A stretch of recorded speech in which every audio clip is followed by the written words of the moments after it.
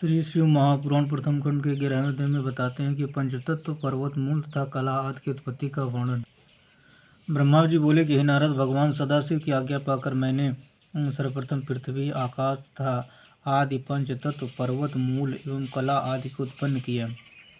तदुपरांत अपनी इच्छा से विरिचि, अग्निरस, सातातप, भृगु, पुलह तथा वशिष्ठ इन सप्त ऋषियों को जन्म दिया।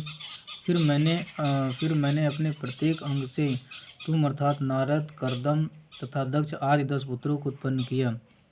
फिर स्तन से मनुष्य, पीठ से पाप और अन्य अंगों से पृथ्वी, तृष्णा आदि को प्रकट किया। तदुपरांत क्रमानुसार नक्षत्र, दिशा, दिक्पाल एवं चंद्रमा आदि को उत्पन्न किया। परंतु अपने द्वारा उत्पन्न की हुई उस तामसी सृष्टि को देखकर मुझे अत्यंत चिंता हुई। रात्रि के कारण अब मुझे भूख लगी और मैं राक्षस यक्षादि को खाने के लिए दौड़ा। उस समय मैंने अपने शरीर को भयंकर बनाकर काल को उत्पन्न किया। हे नारद, इसके उपरांत मैंने उस शरीर को त्याग कर स्त्री का स्वरूप धारण किया। उस समय मेरे उस रूप को देखकर सब ऋषि मुनि आसक्त होकर मुझे पकड़ने के लिए दौड़े।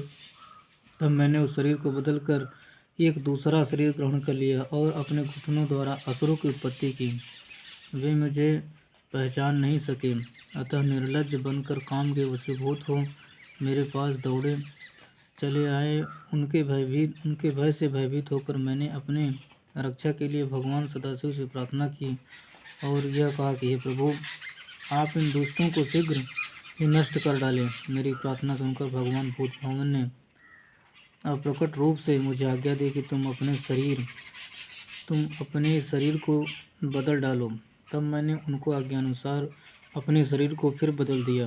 जिस समय मैंने शरीर को बदला वह समय सायंकाल कहलाया। उसमें संपूर्ण असुर अचेत होकर गिर पड़े। तदुपरांत मैंने मनुष्यों की सृष्टि की। अस्तु मैंने दूसरा स्वरूप धारण कर राक्षस, गंधर्व, यक्ष, गुह, किन्नर, किमपुरुष, विद्याधर, ईश्वर, भूत, प्रेत आदि तथा स्त्री को उत्पन्न किया। परंतु इन जीवों की उत्पत्ति से भी मेरे हृदय को प्रसन्नता नहीं हुई। हे नारद, इसके उपरांत मैंने शिवजी की इच्छा से हाथी, सिंह, बैल आदि बुद्धिहीन जीवों को उत्पन्न किया। इन सृष्टि को उत्पन्न करने के पश्चात मैंने यह विचार किया कि यह लोग क्या काम करेंगे। यह सोचकर जैसे ही मैंने श्री शिवजी का ध्यान किया तो चारों वेद उसी समय मेरे द्वारा उत्पन्न हो गए।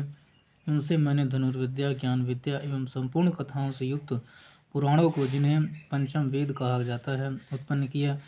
इसके बाद मैंने संपूर्ण आश्रम अर्थात ब्रह्मचर्य, गृहस्थ, वानप्रस्थ, संन्यास एवं व्रत, धर्मशास्त्र, नीति, मोक्ष, धर्म, अर्थ, काम तथा वैदिक शास्त्र को उत्पन्न किया। इस प्रकार मैं जब संपूर्ण सृष्टि कर चुका तब विष्णु उसका पालन करने लगे तथा शिवजी पृथ्वी को स्थिर रखने के कार्य में संलग्न हुए। हे नारद, सृष्टि की उत्पत्ति का यह वर्णन अत्यंत सुख प्रदान करने वाला है। हर हर महादेव।